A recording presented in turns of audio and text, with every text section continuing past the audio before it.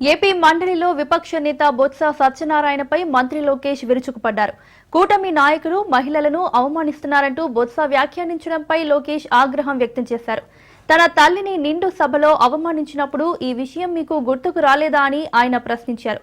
YCP నేతలకు మహిళల గురించి మాట్లాడే హక్కు లేదన్నారు.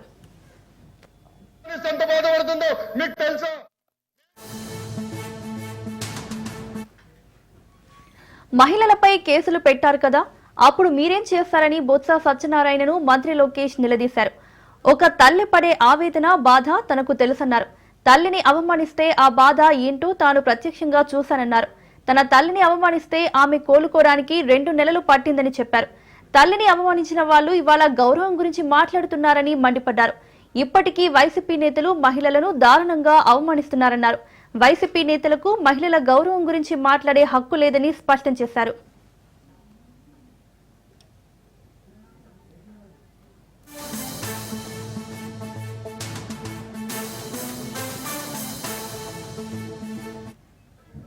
మంత్రి లోకేష్ మాటలకు బొత్స సత్యనారాయణ స్పందించారు. తల్లిని అవమానించడాన్ని తాను సమర్థించనని చెప్పారు. ఇప్పుడే కాదు, ఆనాడు కూడా తాను ఇదే మాట మీద ఉన్నానని చెప్పారు. కానీ అప్పటి సందర్భాన్ని టీడీపీ నాయకులు రాజకీయంగా వాడుకుంటున్నారని ఆరోపించారు. కాగా బొత్స చేసిన ఈ వ్యాఖ్యలపై హోంమంత్రి వంగలపూడి అనిత మండిపడ్డారు. తల్లి పడే బాధను చూసి లోకేష్ ఆవేదన చెందారని తెలిపారు. అప్పుడు ఆ తల్లి పడిన బాధను మేం కూడా ప్రత్యక్షంగా చూశామని అన్నారు. అలాంటిది రాజకీయాల కోసం మాట్లాడుతున్నారని బొత్స ఎలా అంటారని ఆమె మండిపడ్డారు. ఆయన తన వ్యాఖ్యలను వెనక్కి తీసుకోవాలని కోరారు. తన వ్యాఖ్యలపై క్షమాపణ చెప్పాల్సిందేనని డిమాండ్ చేశారు.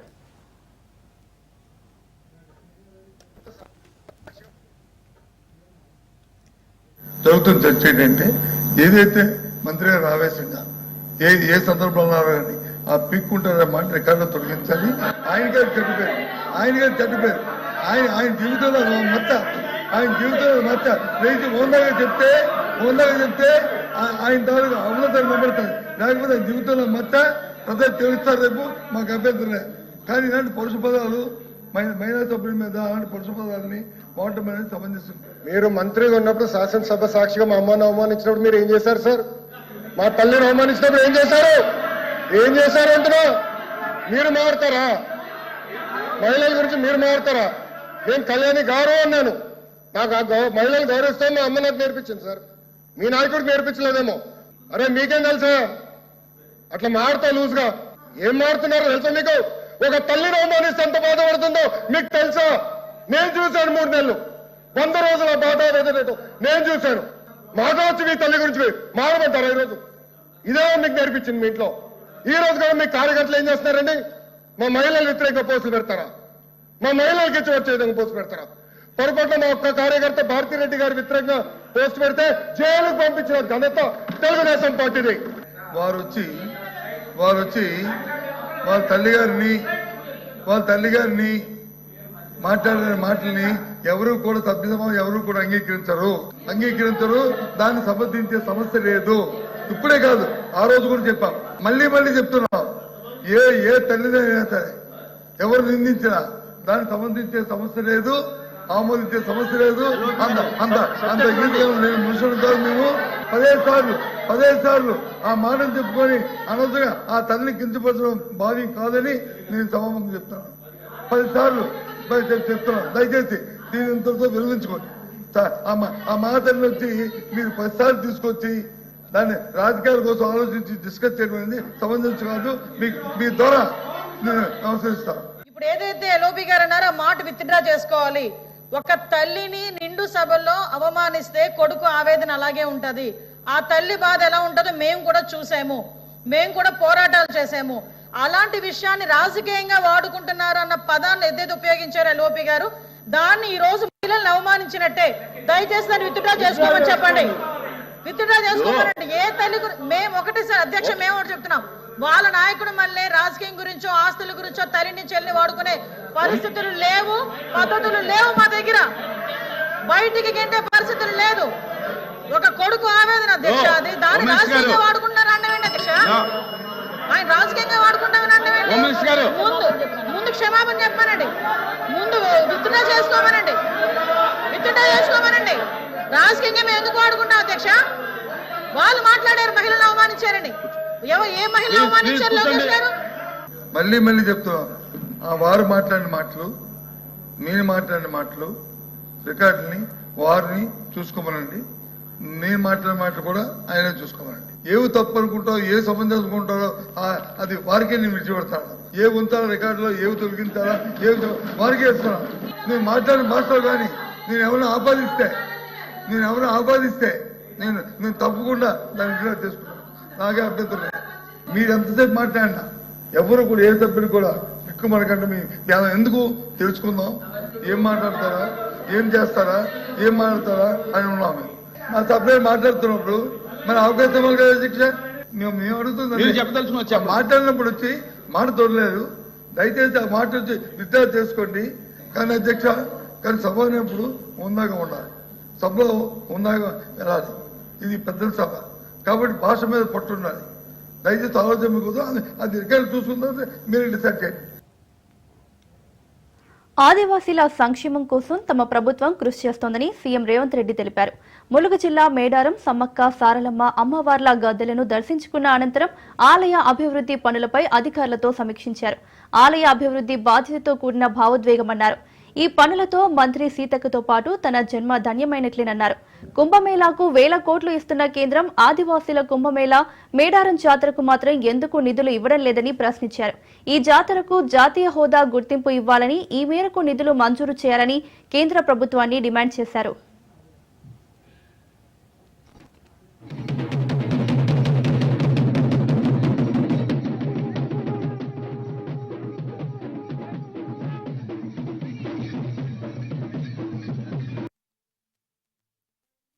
ఇప్పటికీ 17-18 సంవత్సరాల నుంచి వరుసగా ఈ ప్రాంతాన్ని సందర్శించుకోవడం, ఈ ప్రాంతం యొక్క అభివృద్ధి గురించి మాట్లాడుకోవడం, ఆనాటి పాలకులకు, పెద్దలకు విజ్ఞప్తులు చేయడంతోనే సరిపోయింది. ప్రతిసారి ఎవరినో ఒకరిని అడగడం, వాళ్ళు ఏదో కొంచెము దానం ఇచ్చినట్టుగా, ధర్మం చేసినట్టుగా వ్యవహరిస్తే మా జీవితాలకి ఇంతేనేమో అని మేము అనుకునే వాళ్ళం. కానీ 2023 ఫిబ్రవరి 6 నాడు ప్రజాపాలన తీసుకురావాలి, ప్రజల దగ్గరికి వెళ్ళి వారి సమస్యలు తెలుసుకోవాలని ఆలోచన చేసినప్పుడు ఎక్కడి నుంచి ఈ పాదయాత్ర మొదలు పెట్టాలి అని చర్చ జరిగింది. అక్కడో ఇక్కడ ఎక్కడో కాదు, మా ఇంటి ఆడబిడ్డ అయిన సీతక్క ప్రాంతం నుంచి మేడారం జాతర, సమ్మక్క సారలమ్మ ఆశీర్వాదం తీసుకొని పాదయాత్ర మొదలు పెడదాం. ఒక సంకల్పం తీసుకొని బయలుదేరిన వాళ్ళు ఎవరు చరిత్రలో ఓడిపోలేదు. కాబట్టి ప్రజలకు ప్రజాపాలన అందించాలన్న సంకల్పంతో మనము సమ్మక్క సారలమ్మ ఆశీర్వాదం తీసుకొని బయలుదేరదామని ఆనాడు ఇక్కడి నుంచి పాదయాత్ర మొదలు పెట్టినాం. ఫిబ్రవరి 6, 2023 నాడు ఇదే గద్దెల నుంచి గద్దెల ముందు ప్రణమిల్లి ఖచ్చితంగా ఈ తెలంగాణకు పట్టిన చీడ పీడ విరగడి కలిగిస్తాం, దొరల పాలన నుంచి ప్రజా పాలనకు తీసుకొస్తామని ఇక్కడ వేదిక మీద నుంచి ఆనాడు చెప్పడం జరిగింది. ఈనాడు అభివృద్ధి కార్యక్రమాలు చేయాలన్న సంకల్పంతో ముందుకు వెళ్తున్నాం. అభివృద్ధి అంటే అద్దాల మేడలు, రంగుల గోడలే కాదు, ప్రజల జీవన ప్రమాణాలు పెంచాలి. ముఖ్యంగా ఆదివాసీలు అంటే ఈ దేశం యొక్క మూలవాసి. ఆ ఆదివాసీల యొక్క, గిరిజన సోదరుల యొక్క, లంబాడి సోదరుల యొక్క అభివృద్ధిని ఏ ప్రభుత్వం అయితే భుజాల మీద మోస్తుందో అదే ఆ ప్రాంతం యొక్క ప్రజల యొక్క అభివృద్ధి అని నేను సంపూర్ణంగా విశ్వసిస్తున్నా.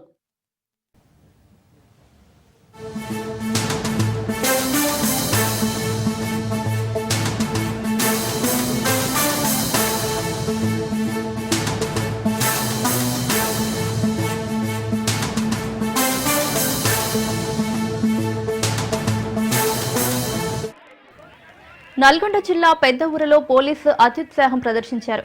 యూరియా కోసం రైతులు క్యూలో నిలబడ్డారు. లైన్లో నిలబడ్డ రైతులపై పోలీస్ కానిస్టేబుల్ దాడి చేశాడు. 3 రైతులపై కానిస్టేబుల్ చేయి చేసుకున్నారు.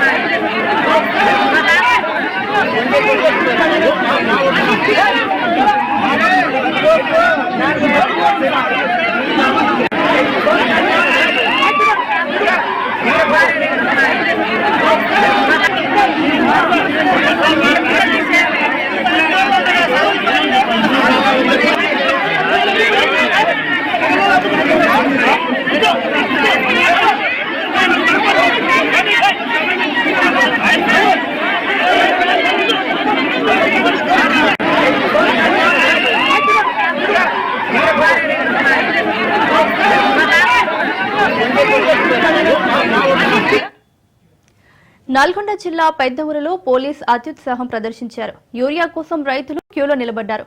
లైన్లో నిలబడ్డ రైతులపై పోలీస్ కానిస్టేబుల్ దాడి చేశాడు. 3 రైతులపై కానిస్టేబుల్ దుష్యా నాయక్ చేయి చేసుకున్నారు.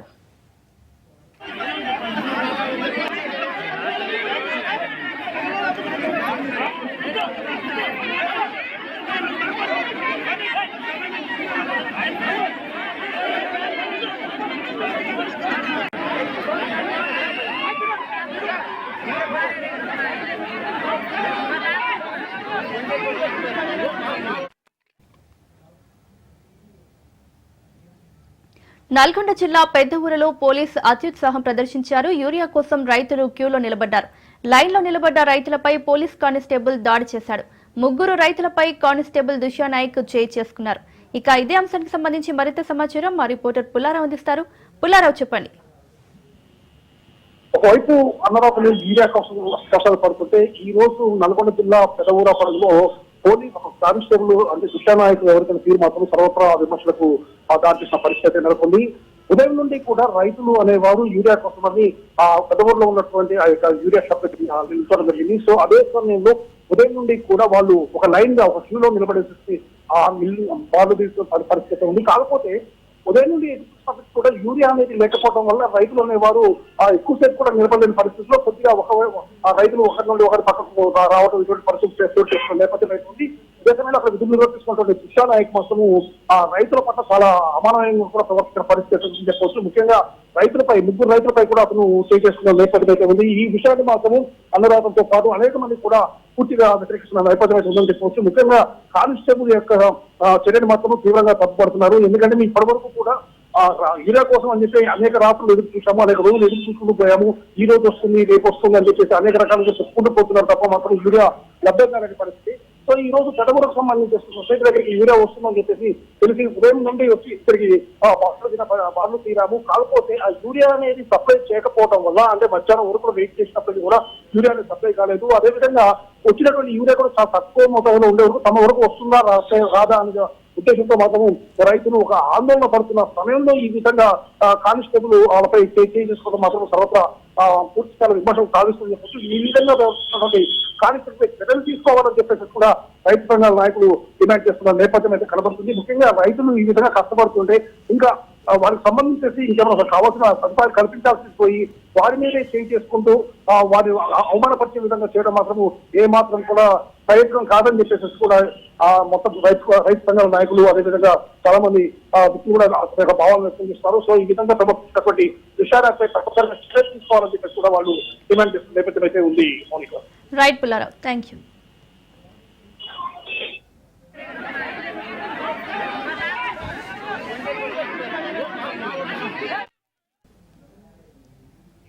మంచిర్యాల జిల్లా శ్రీరాంపూర్ ప్రగతి స్టేడియంలో హెచ్ఎంఎస్ ఆధ్వర్యంలో బతుకమ్మ సంబరాలు జరిగాయి. ఈ సంబరాల్లో తెలంగాణ జాగృతి అధ్యక్షురాలు కవిత పాల్గొన్నారు. నస్పూర్ నాగార్జున కాలనీతో పాటు ఆర్కే8 కాలనీలో కార్మికుల ఇళ్లలో బతుకమ్మను తయారు చేసే కార్యక్రమంలో మహిళలతో కలిసి పాల్గొన్నారు. పెద్దపల్లి, మంచిర్యాల జిల్లాల్లో కాంగ్రెస్ నాయకుల గూండాయిజం పెరిగిపోయిందని, తప్పుడు కేసులు పెట్టి జైళ్లకు పంపుతున్నారని కాంగ్రెస్ నాయకులు తమ పద్ధతిని మార్చుకోవాలన్నారు. లేదంటే రానున్న రోజుల్లో కాంగ్రెస్ పార్టీకి బుద్ధి చెప్పడం ఖాయమన్నారు.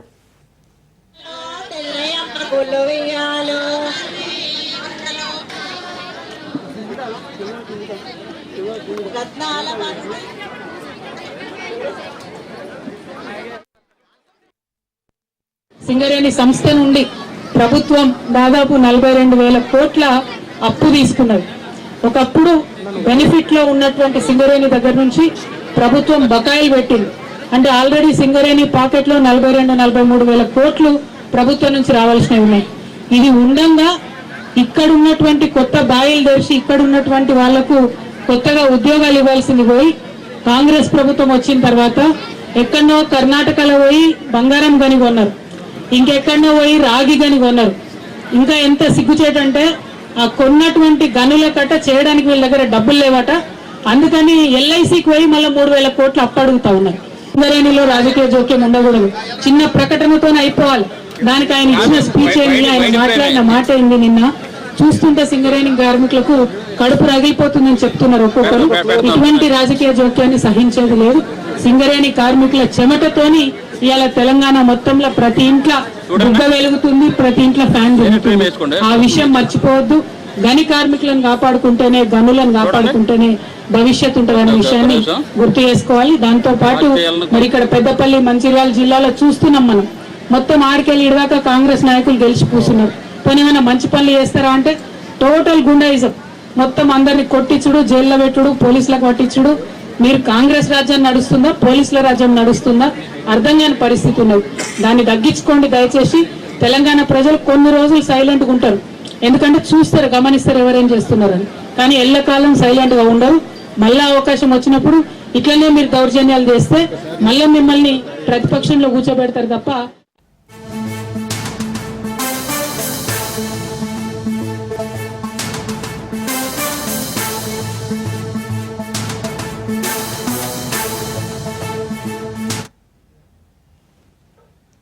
పేద లబ్ధిదారుల నుంచి సొమ్ము చేసుకుంటున్న కాంట్రాక్టర్ నాగరాజు అక్రమం వెలుగు చూసింది. మహబూబాబాద్ జిల్లా బయ్యారం మండలం నామలపాడు గ్రామంలో కాంట్రాక్టర్ నాగరాజు ఇందిరమ్మ లబ్ధిదారులను మోసం చేశాడు. 5 లక్షలకే ఇల్లు నిర్మాణం చేస్తానని చెప్పి ₹1,00,000 వసూలు చేసి మోసం చేశాడని ఇందిరమ్మ లబ్ధిదారులు ఆవేదన వ్యక్తం చేస్తున్నారు. ఇదేంటని ప్రశ్నిస్తే అదనంగా ₹1,00,000 ఇస్తేనే ఇల్లు కట్టిస్తానని బెదిరిస్తున్నారని వాపోయారు. అధికారులు స్పందించి కాంట్రాక్టర్ నాగరాజుపై తగు చర్యలు తీసుకోవాలని కోరుతున్నారు. 30,000 కూడా కాలే.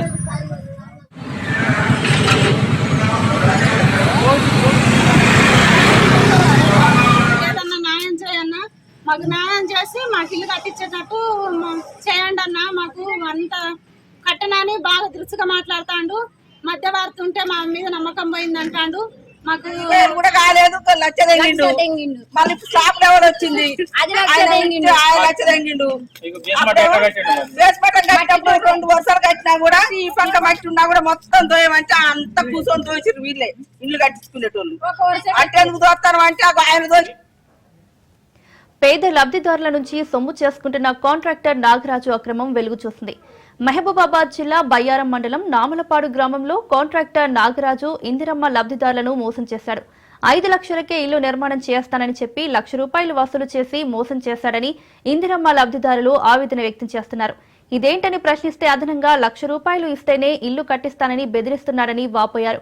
అధికారులు స్పందించి కాంట్రాక్టర్ నాగరాజుపై తగు చర్యలు తీసుకోవాలని కోరుతున్నారు.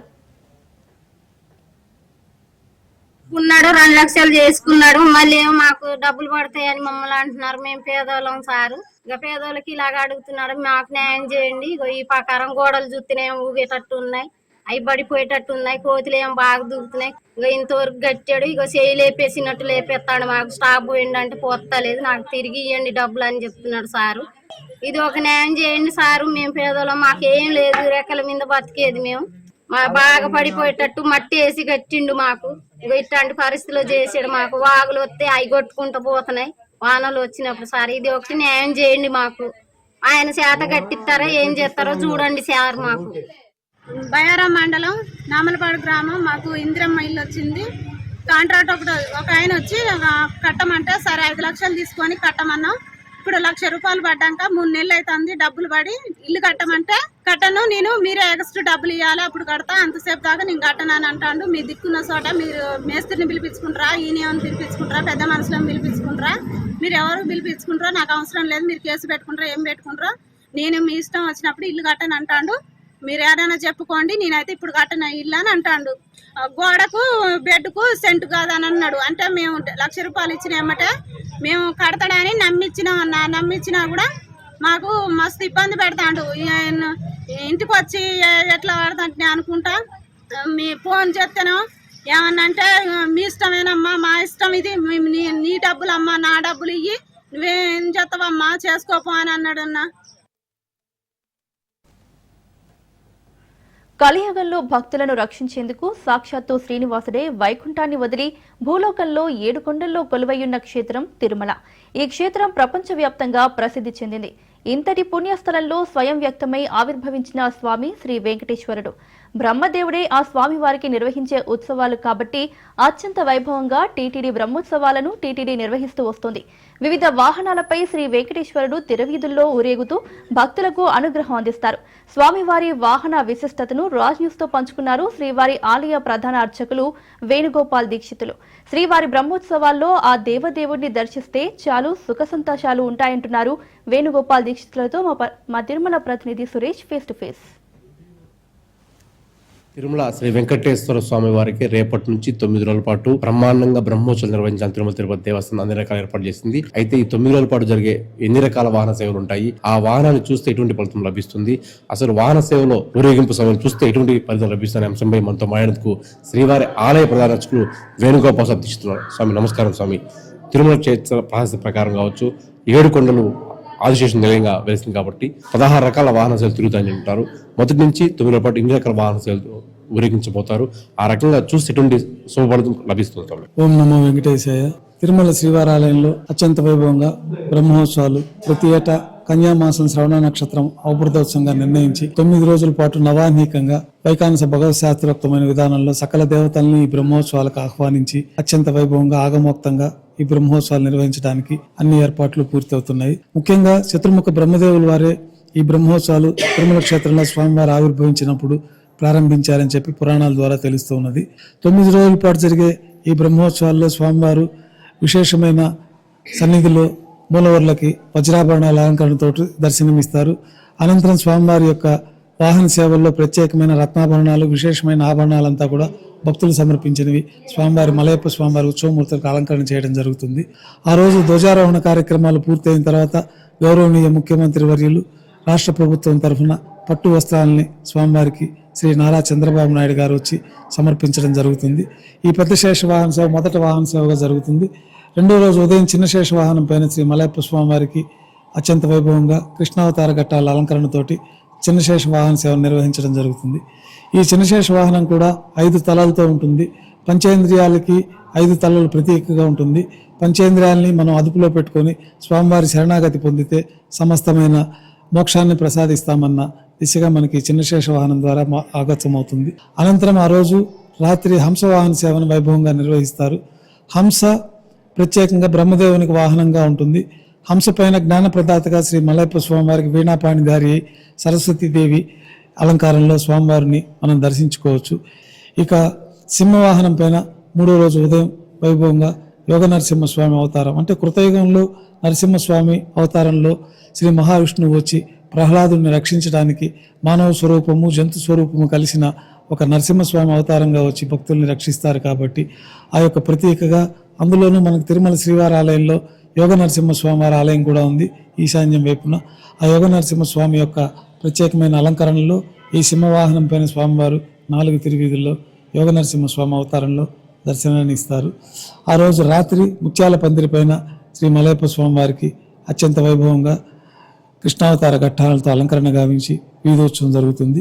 4వ రోజు ఉదయం కల్పవృక్ష వాహనం పైన శ్రీ మలయప్ప స్వామివారికి ఉభయ దేవేలతో కలిపి విశేషమైన పురాణ ఘట్టాల అలంకరణతోటి కల్పవృక్ష వాహన సేవ నిర్వహిస్తారు. కోరిన కోరికలు తీర్చే ఈ కల్పవృక్షం కింద కూర్చుంటేనే సమస్తమైన కోరికలు తీరిపోతాయి. అటువంటి పవిత్రమైన కల్పవృక్షాన్ని తన వాహనంగా చేసుకొని కోరిన కోరికలు తీర్చే కొంగు బంగారమైన శ్రీ వెంకటేశ్వర స్వామి ప్రతిరూపమైనటువంటి మలయప్ప స్వామివారు ఇందులో వేంచేసి ఉభయ దేవేలతో కలిపి వాహనంగా జరపబడుతుంది. ఇక 5వ రోజు ఉదయం మోహిని అవతారంలో శ్రీ మలయప్ప స్వామివారికి అలంకరణ గావించి పల్లకీలో మోహిని అవతారంలో మలయప్ప స్వామివారు మరొక తిరిచిపోయిన కృష్ణస్వామి వారికి ఊరేగింపు జరుగుతుంది. 5వ రోజు ఉదయం శ్రీ మలయప్ప స్వామివారికి విశేషంగా పల్లకీ ఉత్సవం జరుగుతుంది. ఇక 5వ రోజు రాత్రి లక్షలాది మంది వేచి చూసేటటువంటి గరుడ వాహన సేవ అత్యంత వైభవంగా జరుగుతుంది. ఏకకాలంలో మలయప్ప స్వామిని శ్రీ మూలవర్లు ఈ యొక్క ఆభరణాల్లోనే చూసుకుంటూ లక్షలాది మంది భక్తులు మూలవర్లను కూడా ఈ ఆభరణాల్లో దర్శించుకున్న భావంతో ఈ గరుడ వాహనంలో స్వామివారిని దర్శించుకొని పరమ పునీతులవుతూ ఉంటారు. ఇక 6వ రోజు ఉదయం హనుమంత వాహనం పైన త్రేతాయుగంలో శ్రీరామచంద్రమూర్తికి సదా సేవలు అందిస్తూ పరిపూర్ణమైన రామచంద్రుని అనుగ్రహం పొంది సదా రాముని సేవలో హనుమంతుల వారు ఎలా కీర్తించారో అద్భుతమైనట్టుకి స్ఫురణకు తెచ్చే విధంగా హనుమంత వాహనం పైన శ్రీ మలయప్ప స్వామి వారు కోదండరాముని అవతారంలో తిరువీధి ఉత్సవాన్ని నిర్వహిస్తారు. ఆ రోజు సాయంత్రం వసంతోత్సవంలో భాగంగా స్వర్ణరథోత్సవాన్ని కూడా 4 తిరువీధుల్లో వైభవంగా నిర్వహిస్తారు. ఇక 7వ రోజు ఉదయం సూర్యప్రభ వాహనము, రాత్రి చంద్రప్రభ వాహనము. సూర్యచంద్రులు ఈ సృష్టికి మూలభూతమైన ప్రాణమైనటువంటి జీవాధారమైనటువంటి దేవతామూర్తులు. ప్రత్యక్ష నారాయణుడిగా సూర్యదేవుడిని మనం స్తుతించుకుంటూ ఉంటాము. అట్లాగే చంద్రుడు కూడా ఔషధీయుతమైన సకల ఆరోగ్య ప్రదాత అయినటువంటి శ్రీ చంద్రదేవులు వారికి కూడా వాహనంగా స్వామివారికి ఉంటారన్న దానికి ప్రతీకగానే సూర్యప్రభ వాహనం, చంద్రప్రభ వాహనం పైన శ్రీ మలయప్ప స్వామివారికి 7వ రోజు ఉత్సవం నిర్వహించడం జరుగుతుంది.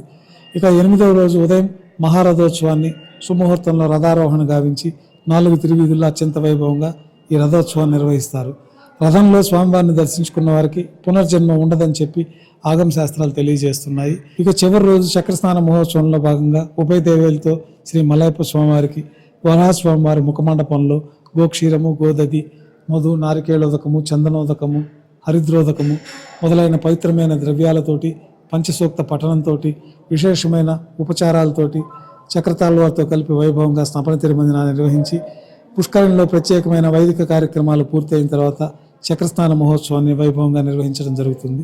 మొదటి రోజు ఆహ్వానించిన అష్టదిక్పాలకుల్ని యథావిధిగా వారికి ఉపచారాలు సమర్పించుకుంటూ వారికి ప్రత్యేకమైన ఆరాధనలు జరిపి ధ్వజ అవరోహణ కార్యక్రమంతో ఈ 9 రోజుల బ్రహ్మోత్సవాలు పరిసమాప్తమవుతాయి.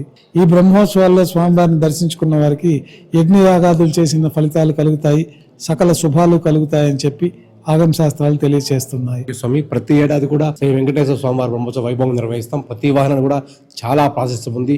స్వామివారిని చాలా భక్తితో స్వామివారు చూసినా తరించినా ఆ శుభం కలుగుతుంది శ్రీవారి ఆలయ ప్రధాన వీడియో జర్నలిస్ట్ మునితో సురేష్, రాజ్ న్యూస్, తిరుమల. మాజీ మంత్రి విడుదల రజని మాట్లాడుతున్నారు. లైవ్ చూద్దాం. రాజశేఖర రెడ్డి గారు ఆరోగ్యశ్రీ తీసుకురావాలని ఆరోగ్యశ్రీ ప్రవేశపెట్టి గొప్పగా అమలు చేసినటువంటి విజన్ వైఎస్ఆర్ గారిది. ఆ తర్వాత మా నాయకుడు జగన్మోహన్ రెడ్డి గారు, వైఎస్ఆర్ గారు తీసుకొచ్చినటువంటి ఆరోగ్యశ్రీని మరింత స్ట్రెంగ్తన్ చేస్తూ ఆరోగ్యశ్రీని ఈ రాష్ట్రంలోని 95% కుటుంబ సభ్యులకు అందజేస్తూ 3257 ప్రొసీజర్స్ని పెంచుతూ ఎంత ఖర్చైనా పర్వాలేదని చెప్పి అనేక డిజీజెస్ని యాడ్ చేసి ఎంత ఖర్చైనా పర్వాలేదు, పేదవాడి ఆరోగ్యత ప్రభుత్వంగా మన బాధ్యత అని చెప్పి మరి ఆరోగ్యశ్రీని బలోపేతం చేసి ముందుకు వెళ్ళారు. అది జగన్మోహన్ రెడ్డి గారి విజన్.